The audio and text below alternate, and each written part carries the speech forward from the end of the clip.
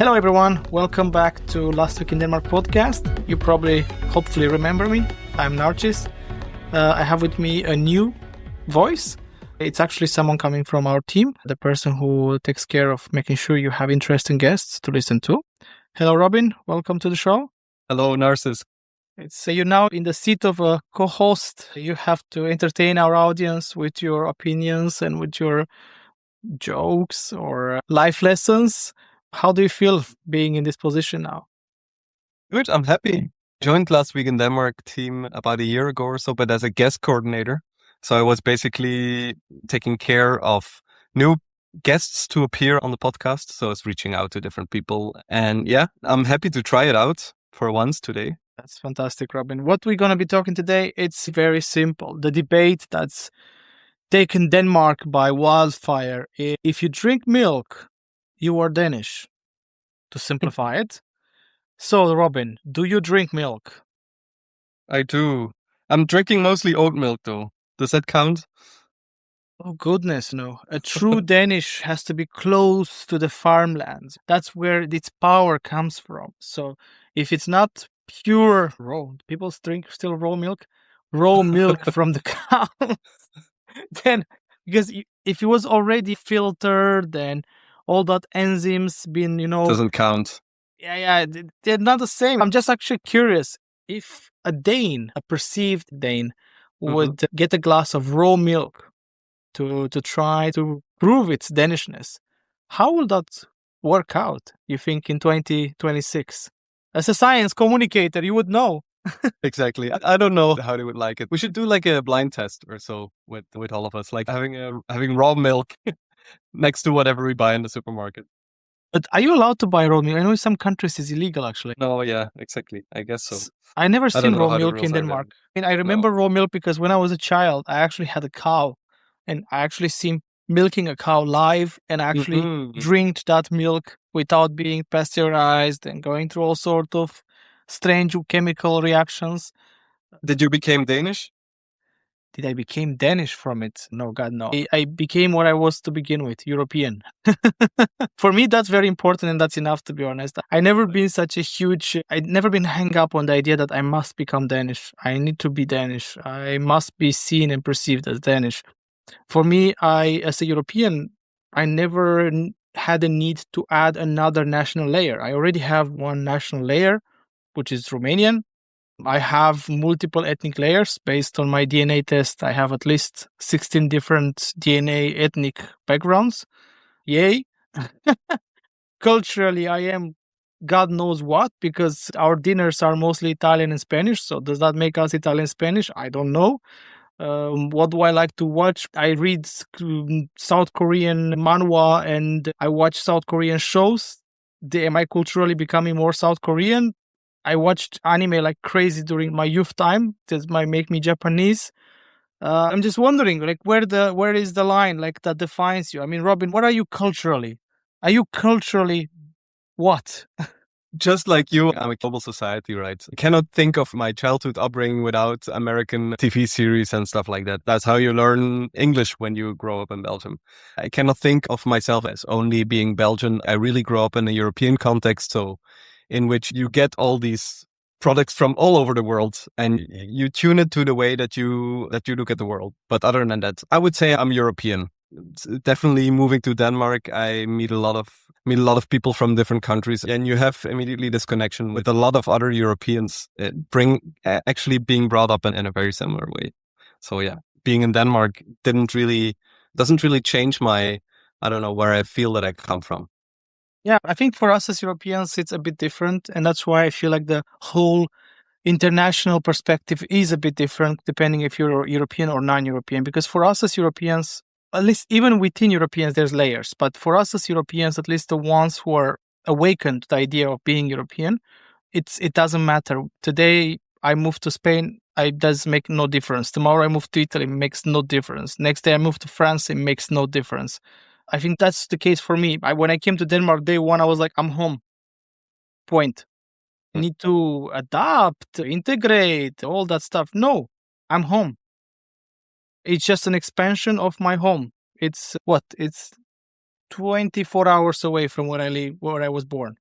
by car, not by plane, of course. So it's for me that was very simple. But I understand that there is also the Europeans who never awaken to the idea of being European, right? They never have this layer or this added layer of their identity. So I can see that they are trying so hard to become Danish or to be perceived as Danish. Their children know only Danish. The names of their children are in Danish. Can you imagine that? So they basically let go completely of their own identity and just immerse themselves into the Danish culture. So for me, I find that very strange. It's their choice, fine. But find it that we should try to be true to ourselves and not try to mold too much. Yeah, that's true. But it's of course in a society where this Danishness is also has a high value and is also put in the backdrop of a lot of different other nationalities. Danes are proud of being Danish. And wanting to become part of it sometimes maybe even subconsciously pushes you into the direction of, okay, I want to become part of this and also feel the same pride. Yeah, but imagine those people now, how do they feel? Because for me, this whole Danishness debate is funny. It's just pure joy and fun. But people who actually try to fit in and try to get this label of Danish, they must feel horrified. They must feel like someone has pulled the rug from under them. As, oh God, all the sacrifices I have made, I had to forget who I am, reinvent myself so I can belong to this new label. And now what? Now they're just telling me that they will test my genetics to see if I actually am belonging to this place. I think there are different levels of integration, right? I might give my kids a Danish name one day, but yeah. Okay. And maybe it's a bit more like nuanced for different people living in Denmark.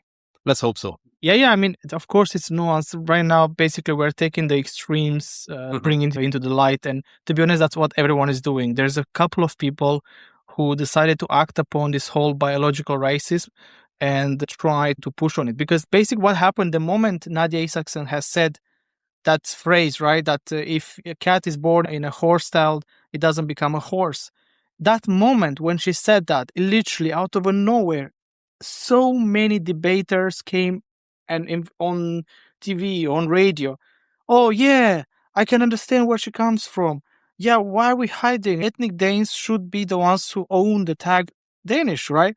And what is ethnic Dane and so on. So that just took like a huge...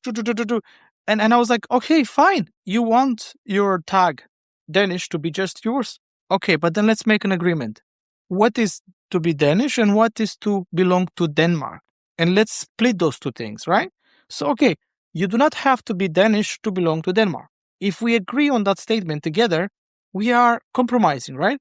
So then I don't need to become Danish to belong to Denmark, and you don't need to include me in your Danishness. You are Danish, I am not, but we together form the people of Denmark. Isn't that a good compromise? Yeah, exactly. I think also, I mean, what we see as being Danish, we shouldn't forget how recent all of that history is, like cultural things that we link with the idea of being Danish. All of that is maybe 100, 200 years old. Yeah. If so, because culture changes with every generation. I'm looking at the children on the street when they pass by my house and they speak English more than actual Danish. Sometimes I talk to the people in Danish and they're like, what is this words? And I'm like, this is words that are in Danish. And I'm like, why don't you understand this? And yeah, but that's not how we talk. And so that's literally how those words are being used. Like for me, it was so funny because I learned a Danish that is a political Danish because I come from a political background. And my only time I used to speak Danish was when I was in political meetings, when I had to keep a speech in Danish and so on. I never actually used Danish in a casual context because I never had to with the hell I speak casual with. So every single way of me talking Danish was political Danish, which means very elevated Danish in a way, because you have to know fancy words and whatnot, at least in the eyes of the normal people. So whenever I try to have a conversation with a Dane and I switch to that political Danish, they are like, what are you talking about? What is this? Funny for me to see that. That's just ridiculous. But we are going into the sides. The reason why we are here today is to talk about the weekly news. And yes, this whole debate with the milk glass is fun. It's fun to watch, but horrible because it can be dangerous as hell if it actually spirals into some sort of a bigger, let's just say, effect on society. Luckily, even the right-wing parties are rejecting the whole debate. So there is not much, let's just say, support among the parties more to the right, which is fantastic to see. So in the end, it stays in the fringe and probably, hopefully, it will die in the fringe. But let's see where this debate goes forward. And let's move on to something else. The whole situation created by the oil crisis, right? By the Hormuz Strait. Things are getting expensive. I wanted to build a greenhouse. And then the construction materials just say, 20% higher. And now I'm like, okay, so I don't build anything this year. So how long should I wait? Robin, were you planning to do anything that did anything from your current plans got changed because of the situation created artificially by our friend over the sea? I didn't really notice so much, to be honest. I'm biking to work and using trains for long distance travel in Europe. Not much has been changed there. Yeah. Were you there in the train Armageddon that was last week? No. No, like a whole day, all trains stopped. Just simply stopped for 24 hours. Okay, amazing. Yeah, not so amazing for the thousands of people who couldn't get home. Right now, it's hard to rely on trains anymore. But so far, you don't feel like you were affected by the whole situation in the Hormuz Strait. No, not at all. But it seems also that economy is doing still quite well in Denmark, so we don't feel it so much. I heard that our wages are also, like Danish wages are in general also getting increased. We don't notice the real difference that is by oil prices going up. I think there's actually a few chief economists who came out and said, people, stop freaking out. Yes, there is a price increase, but there is a very small price increase because think about it, inflation compared to last year is 1.2%. At worst, it'll get to 2%, far from the times of close to 10%, right? If you don't remember those times. And at the same time, real wage increase is 3.5% in average. And even for people on unemployment benefits, there's an increase of 4.5% in their income.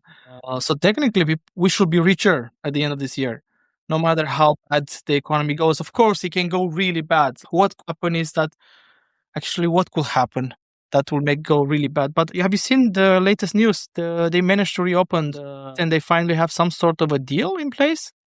Let's await that. You don't want to trust anything until you see it for 2 weeks. Eh? What I'm going to do is I'm not going to open my news app every hour and just wait in a month from now and then see what has happened there. Because you see statements getting thrown out one way or the other the whole time. It seems that it's going on the better hand, but let's see. In the end, we're talking about a self-induced economic crisis in the entire world, and nobody wants that. No political leader. For God's sake, the other day, the 49 leaders at the request of France and UK gathered and said, okay, you know what? You guys can shoot yourself as much as you want, but we will be using the strait and we'll just use our own military ships and we'll just guard the hell out of our civil transport ships. And you know what? We will just take what we need out of there because it's terrible what's happening. And there's one thing that's happening in Europe, because you have heard we have 6 weeks left of jet fuel, for God's sake. But the other thing is that Europe is still in a better position. The poorer parts of the world are already hit by fully frontal right now. And we're not talking much about it, but they're really, really suffering already in there. This was stupid to begin with. It went back to where it started. And it will take months for us to get back the prices that were before the war. So the whole thing was induced by actions. There's no logic to the whole thing. I mean, do you have shares? Yeah. So how much have you lost this year? That is something that I don't want to look at. You avoided the whole year to look at your shares. No, but it took already a long time. I bought it. I bought a bunch of shares just before the war in Ukraine hit. So I was happy to see that steadily growing back onto the same level. Now I don't want to look at it. I'm trying really to avoid it because for me, these shares is also something that I see on a very long term. So of course I see them going down, but it's not something that I'm going to check every day to see what is happening because that can only stress us out. And that's the whole point why now a lot of people are freaking out. While they don't see their wages going up as much as they feel this economic crisis. It's this psychological effect of loss aversion. If we lose 10 kroner, we feel it much harder than if we win 10 kroner randomly. So the same effect, even though it might be a net gain that people might be seeing on their bank account this year, it doesn't always feel like that. And that's because the scary news gets to us a bit easier. I mean, imagine that I curate news every evening. And to be honest, that I had moments when I was like, God damn it, I need to stop investing, like building, or I have a company, have employees. I was like, okay, so maybe this is the year where we cut back on the number of employees.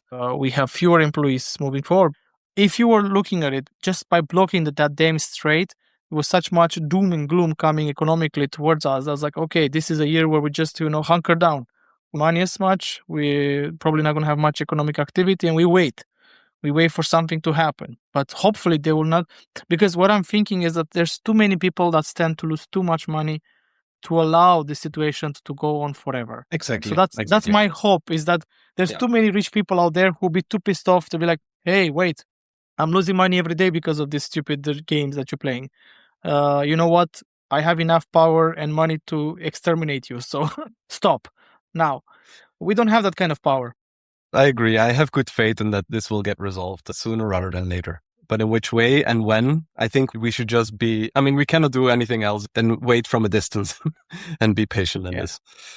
I mean, we just should be positive, to be honest. I starting to find reasoning that I shouldn't prepare for the worst because the worst will never come.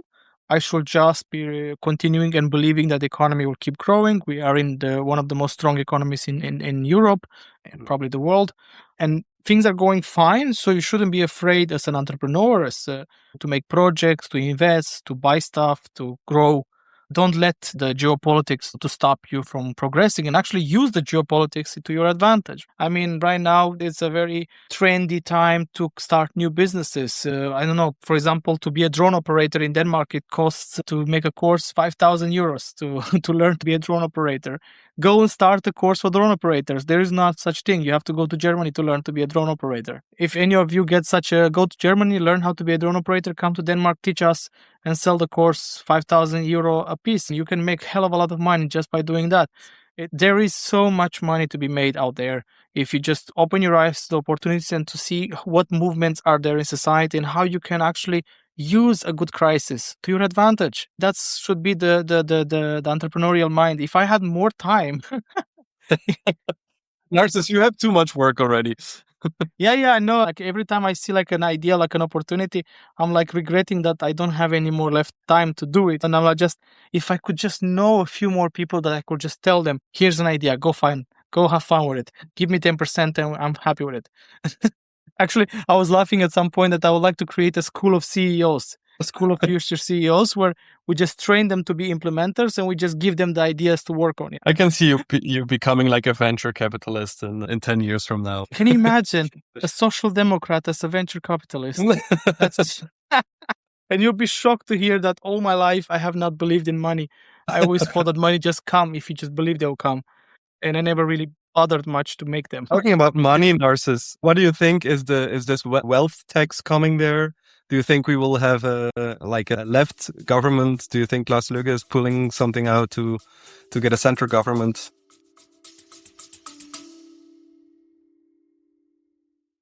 Did you know that the Last Week in Denmark newsletter is available in 8 languages?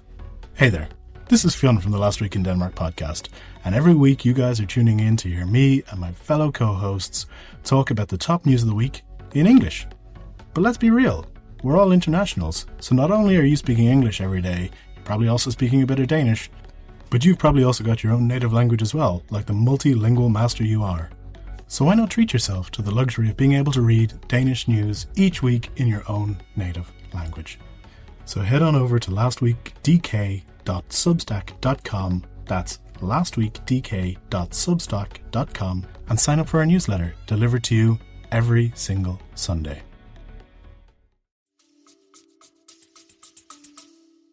I think Lars Løkke wants more than he can bite right now. And by doing that, he risks us having re-elections, which is not going to be good for us. The FNDD are waiting there in the shadows, ready to attack.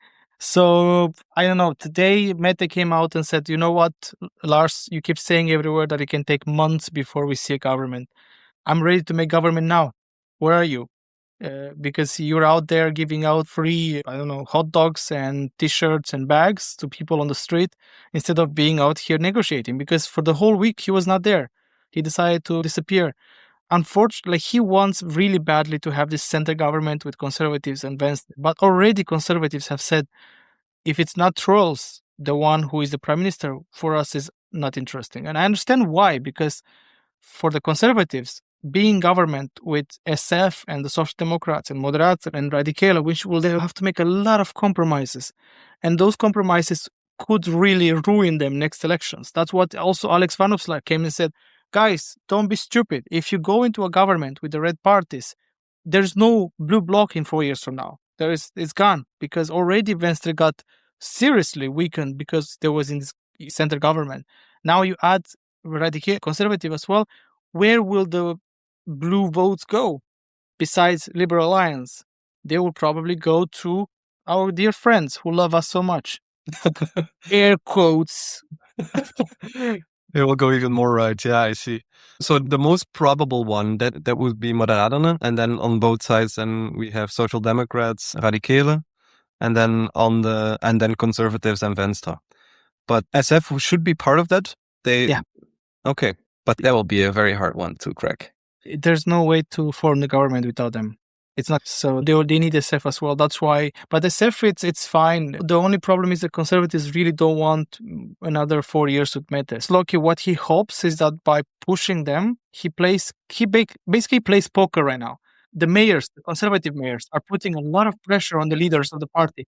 Accept, join the government. Join the government. They even went basically against the line of the party, saying, you know what, we want you to join the government. And the same thing with Venstre. The mayors are like, you know what, we want you to be in power because we need to have access to power. So we couldn't care less about your 4 years from now. We are governing now. Let's be governing now. So the pressure is real. Lars Løkke is aware of that. So he's using that in his favor because he knows one thing, and I think that's what he's betting on. He hopes that the only way to bring conservatives and Venstre back at the table will be with him as the prime minister. I see. And he's going to try and push and pull as much as he can until that happens. And you'll be so shocked. Damn, this is like in the movies, Born. That happened there. That literally happened in the series. If you have not seen the series, you must see it. You'll be shocked how much that reflects reality in Denmark today. I hear all around that it's just like they have been predicting the future all over. Yeah, it's crazy. So my bet right now is that if Mette somehow manages to convince Venstre at least to join the government, there's a chance for her to continue. Yeah. But otherwise, or she has to really give up a lot. Like she already said live an hour ago, she said wealth tax, that's not going to happen. Because if you want to have already Radicale is against, Moderaten is against, Venstre is against, Conservative is against, there's not enough support for it. So as you said earlier, what about the wealth tax? It's not going to happen. It was a political game. It was a proposal that we all knew is not going to happen. Now we know it's not going to happen. So at least that should let rich people and entrepreneurs feel a bit know that it's less, not coming yet. Yeah, exactly. Feel a little less stressed about it. But in the end, we will have to see it. It is a political game. And for us as internationals, what's important is that, of course, a center-left government would be fantastic. If you looked at the positions about internationals before the elections, many of the center-left parties are more pro-internationals. That's how it is.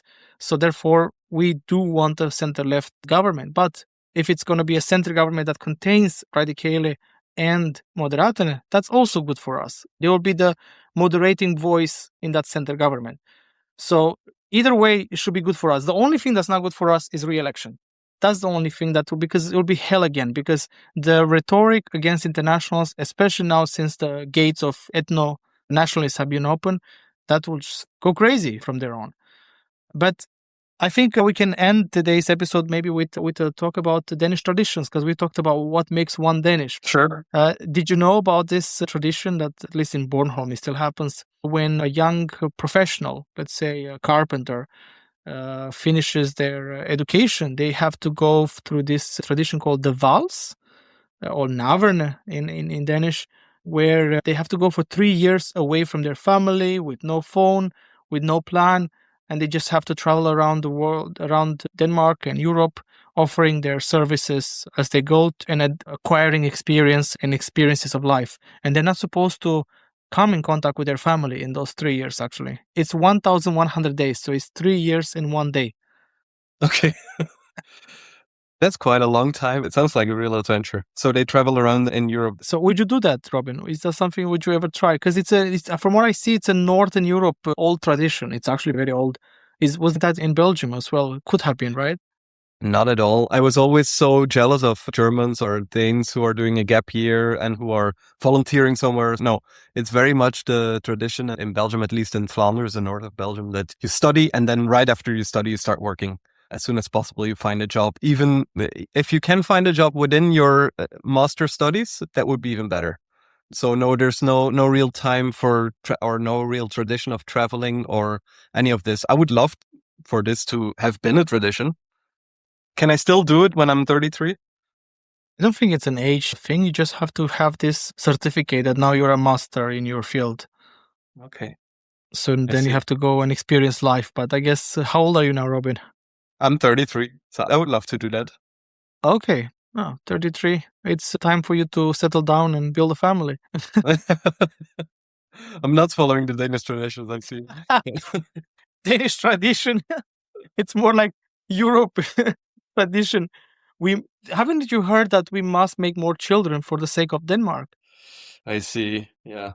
This is an old story from last year, but there was a public call. It was even ads made by the government saying, go travel more, bring back children. No, seriously, because they discovered that Danes make more children abroad. It's higher the chance of it. So they actually even had a whole campaign where they were subsidizing travel. Just get the hell out, go bring children. I don't know if you have noticed, but there's like a baby boom around in Denmark since those campaigns. I see. Okay. But I'm joking. Of course, you have all the time ahead to make your life. Yeah, after my 3 years of traveling around and getting doing your vows, vows. Exactly. It's a funny name, vows. It's an interesting name for a tradition. But I've heard you also need to leave your phone behind when you do this travel. Yeah, they actually go in the last night. They stay the whole night with their family and friends in a bar, and then they have to take the phone and with a hammer and put like a nail through the phone and leave it there. Okay. Yeah. So it's a true commitment. That becomes a real deal. Yeah, it's a true commitment. You're done. Now go experience life. I don't know how will I feel about that, to be honest. Sometimes it must be interesting, right? It must be freeing. Like now, there's no plan. You just get out there, get your backpack and... It sounds amazing, but how do you do your mid-ID in another country?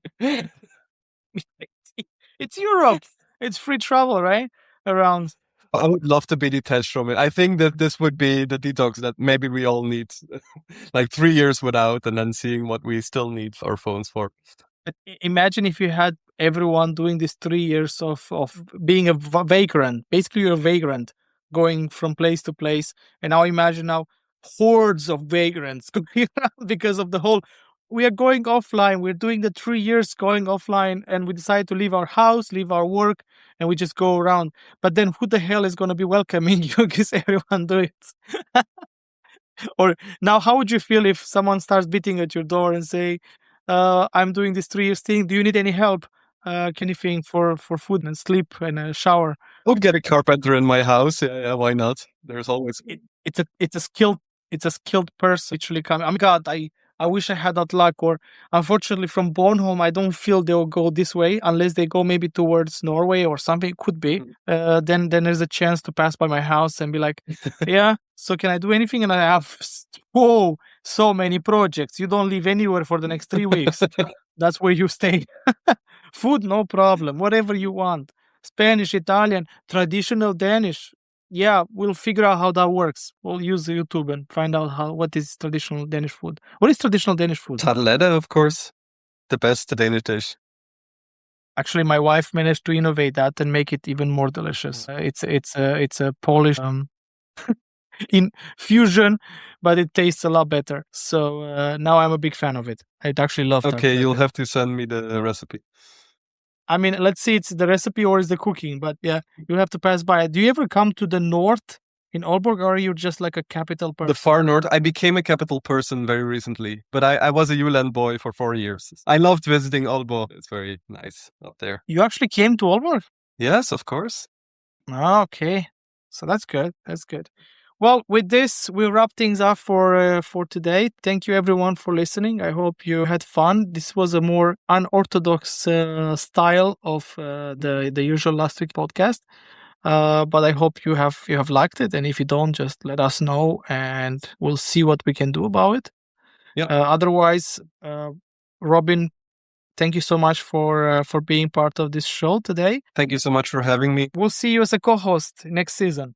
Would be lovely. But I'm gonna hit my phone with a hammer right now, so you'll have to, I don't know, write a letter. I'm going to drink milk because that's the way to become Danish. Perfect. See you around. Bye.